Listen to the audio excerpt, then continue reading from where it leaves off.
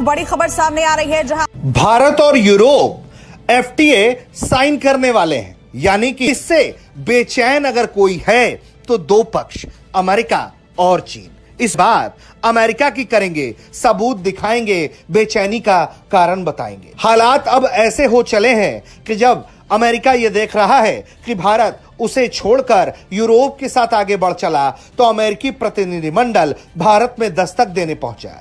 उस दुनिया को अपनी उंगलियों के इशारे पर चलाने के चक्कर में सदर ट्रंप ने अमेरिका के दुश्मनों को ही नहीं बल्कि दहाइयों पुराने दोस्तों और इत्तेहादियों को भी नाराज कर दिया है। नाराजगी के बाद भारत भी अब यूरोप के साथ फ्री ट्रेड मुआहदा करने के करीब है। इसके असरात खित्ते पर क्या होंगे और क्या इस हालात की संगीनी की तरफ इशारा कर रहे हैं। ईरान ने भारत के विदेश मंत्री एस जयशंकर के साथ एक उच्च स्तरीय बैठक की। अमेरिकी कांग्रेस प्रतिनिधि मंडल का यह दौरा बेहद अहम माना जा रहा है, क्योंकि इस प्रतिनिधिमंडल में अमेरिकी हाउस आर्म सर्विसेज कमेटी के chairman Mike Rogers, ranking member Adam Smith और फ्लोरिडा के chief financial officer Jamie Petronics शामिल थे। इस बैठक में अमेरिकी राजदूत सार्गेई गौर ने भी हिस्सा लिया।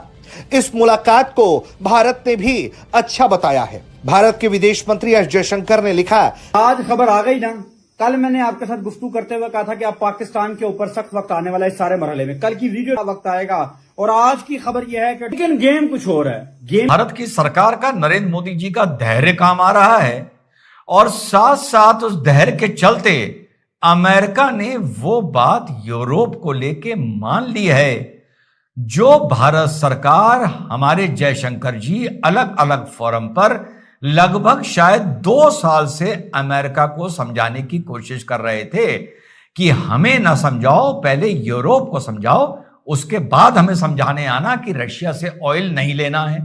अब देखिए कि अमेरिका ने किस तरीके से घुटने टेके हैं।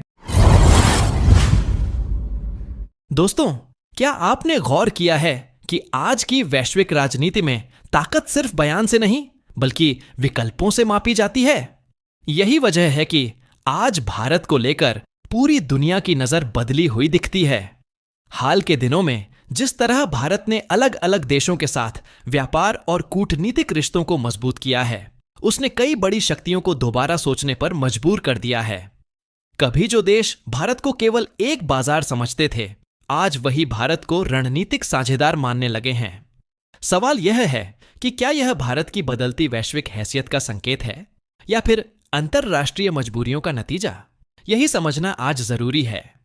भारत अमेरिका संबंधों के कई पहलुओं पर, इंडो पैसिफिक क्षेत्र की सुरक्षा और यूक्रेन संघर्ष पर बहुत लंबी चर्चा हुई। इस तरह की बातचीत हमेशा ही हमारे रिश्ते का एक महत्वपूर्ण आयाम रही है। यह मुलाकात ऐसे वक्त में हो रहा है जब वैश्विक भू राजनीति में तेजी से बदलाव आ रहा है।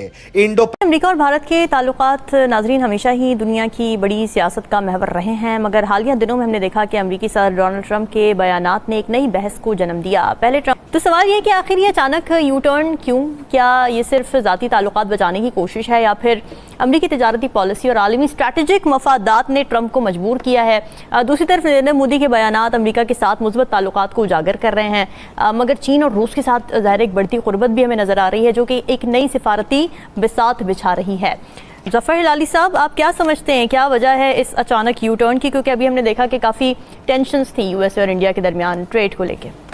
दोस्तों, अमेरिकन जो लीडरशिप है उसने दोबारा इंडिया जो के दौरे करने शुरू कर दिए हैं और जैसे ही अमेरिकन ये देख रहे हैं कि यूरोपियन यूनियन जो है वो कह रही है कि we are going to sign और we are going to work with the growth centers of the world, and they consider that India is a growth center and we need to make a presence in India. तो वो जो चीज़ है वो कर रहे हैं। अभी एक कांग्रेशनल डेलीगेशन जो है वो दिल्ली में है जिसमें घुटने इस तरीके से टेके हैं, लेकिन साथ साथ नरेटिव में और झूठ में कोई कमी नहीं है। कि हमने यूएसए से भी कहा था, यूरोप से कहा था भारत पे टैरिफ लगाने के लिए, लेकिन उन्होंने नहीं लगाया क्योंकि वो भारत के साथ एक बहुत बड़ी डील करना चाहते थे। कर पीस बोर्ड को लेकर ठन गई है। तो ये है अमेरिका, देखिए कैसे पलटी मार रहा है। तो अब इनके दिमाग ठीक हुए हैं। अब आप सब और अमेरिका लाइन पर आना शुरू हो गया और यूरोप से तो ठनी गई है, 36 का आंकड़ा हो गया है। और जब ये अनाउंसमेंट स्कॉट बेसेंट कर रहे हैं, जब इंडिया को पैक्स सिलिका का इनवाइट मिल रहा है, जब इंडिया को गाजा पीस बोर्ड का इनवाइट मिल रहा है और इंडिया ने कोई पोस्टरिंग नहीं कर रहा, कोई प्रोवोकेशन नहीं कर रहा। इस देश में ऐसे नमक हराम लोग थे, ऐसी पॉलिटिकल पार्टीज थी जो चाह रही थी कि इंडिया प्रोवोक करे, रिटेलिएट करे और ये लड़ाई भड़क जाए। इसी मौके पर अमेरिका ने ये कमजोरी दिखानी शुरू की है जब पब्लिक डे फंक्शन के चीफ गेस्ट बनकर यूरोपियन यूनियन के प्रेसिडेंट आए हुए हैं अहेड ऑफ। वो कहता है मैं इसके साथ दोस्ती रखना चाहता हूँ, ये मेरा दोस्त है, ये मेरा चम है।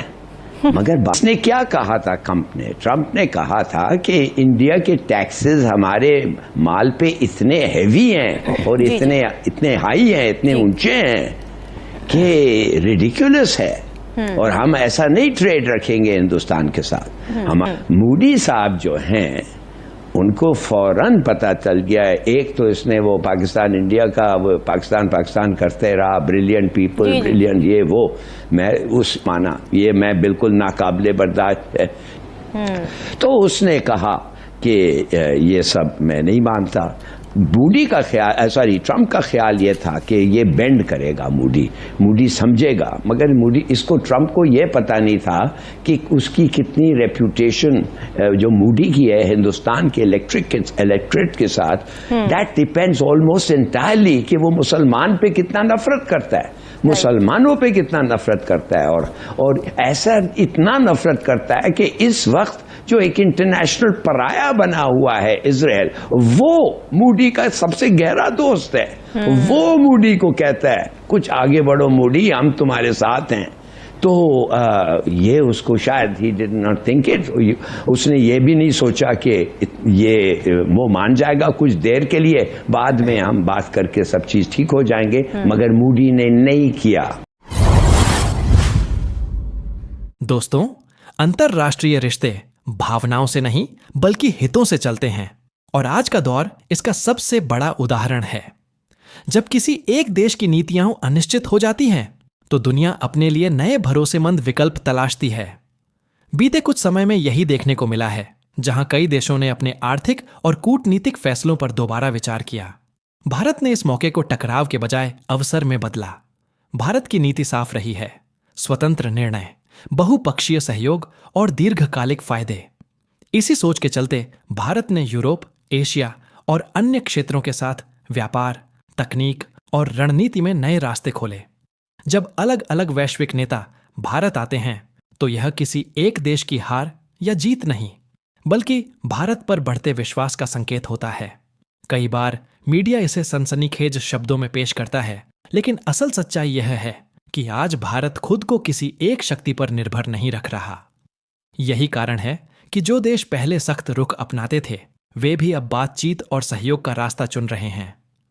यह बदलाव किसी दबाव की कहानी नहीं, बल्कि बदलते वैश्विक संतुलन की तस्वीर है। भारत अब सिर्फ प्रतिक्रिया देने वाला देश नहीं, बल्कि एजेंडा तय करने वालों में शामिल हो चुका है। आने वाले समय में यह भूमिका और भी मजबूत होगी, क्योंकि दुनिया को स्थिरता, भरोसे और स्पष्ट नीति की जरूरत है और भारत इन तीनों को संतुलित करने की कोशिश कर रहा है। अगर आपको यह विश्लेषण पसंद आया हो तो वीडियो को लाइक और शेयर जरूर करें, क्योंकि ऐसी समझ ही हमें शोर से अलग सच्चाई देखने में मदद करती है।